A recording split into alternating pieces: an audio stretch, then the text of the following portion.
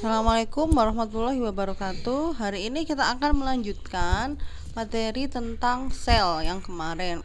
Kemarin kita sudah pernah belajar tentang sel, mulai dari sel prokariotik dan sel eukariotik. Sel prokariotik adalah sel di mana selnya belum pernah memiliki membran inti. Biasanya ciri sel prokariotik dimiliki oleh kingdom Monera yang tersusun atas Archaebacteria dan Eubacteria. Sedangkan sel eukariotik adalah sel yang sudah memiliki membran inti. Biasanya sel eukariotik itu dimiliki oleh kingdom Animalia, kingdom Plantae, kingdom Protista, dan fungi. Nah, hari ini kita akan melanjutkan salah satu bagian sel, yaitu membran sel.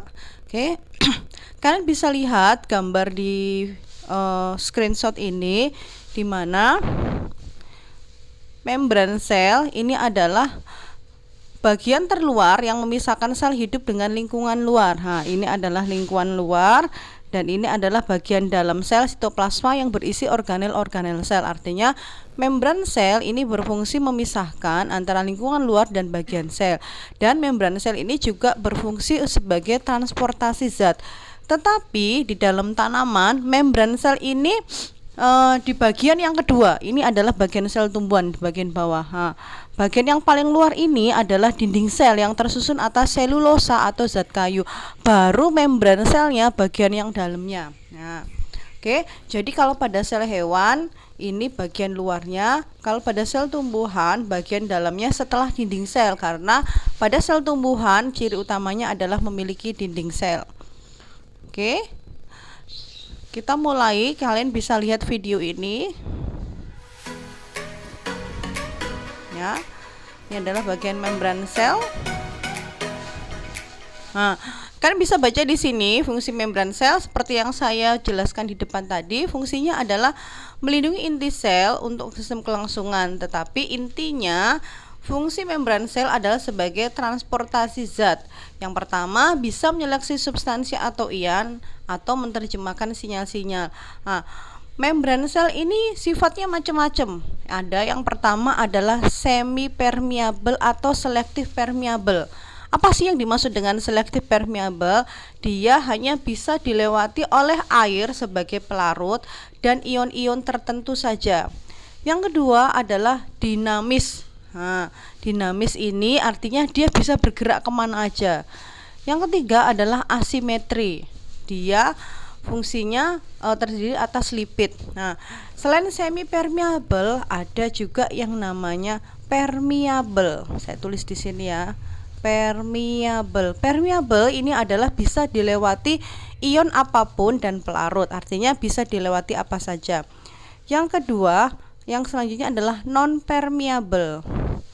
Non permeable ini adalah tidak bisa dilewati ion tertentu, hanya bisa dilewati pelarut saja. Oke, kalau sudah kita lanjutkan videonya.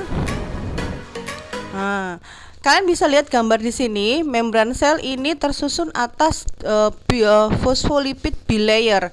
Artinya bilayer ini adalah terdiri dari dua lapis. Nah, ini artinya bilayer. Fosfolipid artinya dia tersusun atas gugus fosfat dan lipid. Nah, model struktur seperti ini dikemukakan oleh Singer and G.L. Nicholson ini sejak tahun 1972 dan sampai sekarang. Dan model Fussac atau fluida ini masih digunakan sampai sekarang. Nah, kamu bisa lihat bahan apa saja yang menyusun membran sel. Yang pertama adalah, kalian bisa lihat di sini glikolipid. Nah, terdiri dari glukosa dan lemak. Terus ada oligosakarida. Ini dalam bahasa Inggris ya, saya translatekan. Oligosakarida itu adalah sejenis karbohidrat. Nah, ini yang warna hijau ini adalah protein integral, artinya protein yang muncul di atas-atas. Nah, membran sel ini memiliki dua sifat. Yang di tengah ini, ya, bagian kuning ini bersifat yang namanya hidrofobik. Fobi artinya takut. Dia tidak suka air. Tidak suka air. Nah, sedangkan bagian yang luar, ini disebut dengan hidrofilik. Apa yang dimaksud dengan hidrofilik? Hidrofilik ini adalah bagian yang suka air. Nah, yang luar ini adalah hidrofilik, bagian yang suka air.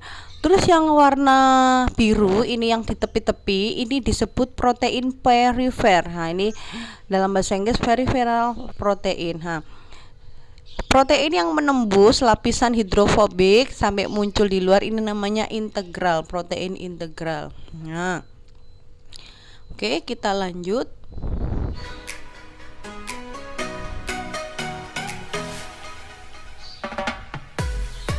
Nah, tadi sudah kan, komponen penyusun membran sel yang terbanyak adalah fosfolipid. Yang kepala-kepala ini ya, yang tadi melapisi lapisan lipid bilayer. Nah, P ini adalah gugus fosfat. Sedangkan ini adalah lipid, adalah rantai lemak. Bagian kepalanya atau protein ekstrinsik terdiri atas fosfat. Nah, ini artinya hidrofilik tadi yang sudah saya jelaskan di depan. Hidrofilik, filik itu artinya suka air. Tetapi ekornya atau protein ekstrinsik integral bersifat hidrofobik ekornya atau tidak suka air. Nah, ini hidrofobik ya. Bila molekul ini berkumpul di lingkungan air akan membentuk lapisan ganda atau fosfolipid bilayer. Nah, bagian hidrofobik dari kedua lapisan menghadap ke dalam bagian yang hidrofilik. Nah, ini yang yang hidrofobik menghadap ke dalam, saling berhadapan. Sedangkan yang hidrofobik atau takut air dia menghadap ke arah luar. Nah, poinnya diingat-ingat dari slide ini. Yang pertama, gugus fosfat yang berada di luar atau menghadap di luar ini dia bersifat hidrofobik atau takut air. Sedangkan rantai lipidnya yang menghadap ke dalam ini bersifat hidrofobik atau takut air. Yang fosfatnya bersifat hidrofilik atau hidrofobik takut air. Yang rantai lemaknya bersifat hidrofobik atau takut air. Ya, oke, kita lanjut. Nah, fungsi lipid pada lapisan fosfolipid bilayer yang pertama adalah menstabilkan sebagai alat kestabilan atau sebagai lalu lintas materi hidrofilik dan berfungsi sebagai tempat melekatnya protein. Oke, kita lanjut.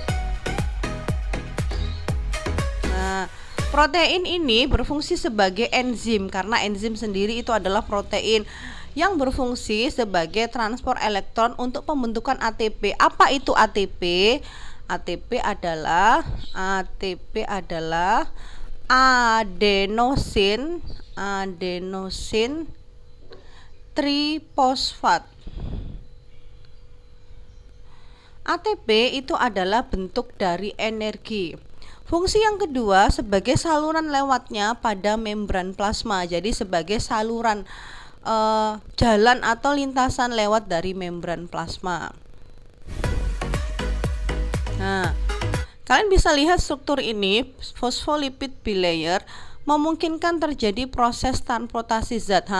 Proses transportasi zat ini berlangsung ketika ada perbedaan konsentrasi antara konsentrasi ion yang di luar sel dan yang di dalam sel. Misal, ada konsentrasi Na atau natrium. Ketika konsentrasi ion Na ini yang di dalam lebih tinggi daripada di luar sel, maka akan ada proses pompa Na dari dalam sampai keluar sel hingga konsentrasi Na dari dalam dan di luar sel menjadi stabil atau seimbang. Itu yang memungkinkan terjadinya proses transportasi zat. Oke, kita lanjut.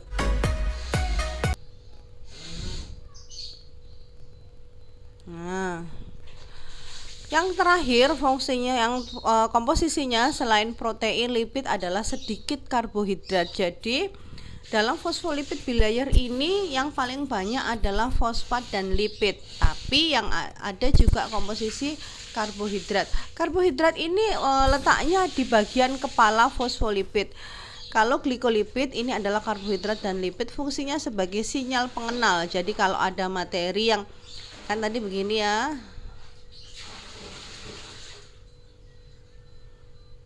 Nah, ini kan bagian fosfat. Fosfat ini adalah hidrofobik atau takut air. Ini adalah lemak, lipidnya dia bersifat hidrofilik. Nah, di atasnya fosfat ini ada karbohidrat. Nah, di mana karbohidrat atau oligosakarida ini berfungsi sebagai sinyal pengenal atau interaksi antar sel. Selain sebagai pengenal, dia juga sebagai penghancur sel kanker. Karena dari proses perubahan struktur glikolipid itu sehingga bisa membuat sistem penghancur. Yang ketiga adalah glikoprotein. Isinya adalah karbohidrat dan protein. Fungsinya adalah mengikat protein dari membran sel tetangga sehingga terjadi ikatan antar sel. Oke, kita lanjut. Nah, kita ulang lagi. Bagian yang di dalam ini, bagian yang di dalam ini adalah bagian lipid. Nah, di mana lipid ini, gugus lipid ini bersifat hidrofilik atau suka air, menghadap ke dalam. Sedangkan kepala-kepala lingkaran ini adalah gugus fosfat yang bersifat hidrofobik, menghadap keluar atau takut air. Nah, di atasnya beberapa glikoprotein ya. Ini ada sedikit karbohidrat. Ingat tadi ada glikoprotein, berarti karbohidrat dan protein. Fungsinya tadi kita sudah bahas, kita ulas. Glikoprotein adalah mengikat protein. Sedangkan glikolipid ini adalah karbohidrat dan lemak. Fungsinya adalah sebagai sinyal pengenal dan sinyal penghancur materi-materi yang akan masuk. Oke, kalian pahami sebentar karena nanti tugas di akhir kalian akan menggambar. Kalian boleh searching di Google, kalian harus menggambar dengan sangat jelas. Saya tidak minta bagus tapi jelas tentang gambar dari membran plasma. Oke, kita lanjut. Nah, ini adalah penampang membran plasma ketika diamati di bawah mikroskop dengan perbesaran 400 kali 1000 atau 400 kali 100. Nah, di sini bisa dilihat ada susunannya. Yang pertama tadi yang di atas tadi adalah karbohidrat ya, yang terletak di atas glikoprotein atau berikatan dengan protein yang fungsinya mengikat karbohidrat atau mengikat protein. Sedangkan yang ini adalah bagiannya adalah rantai lemak atau lipid yang bersifat hidrofilik. Oke. Ini bagian kepalanya, ini adalah bagian lemaknya yang bersifat hidrofobik, ini adalah hidrofilik. Oke, kalian pahami, kalian amati. Sampai ketemu di video yang berikutnya. Saya akhiri. Wassalamualaikum warahmatullahi wabarakatuh.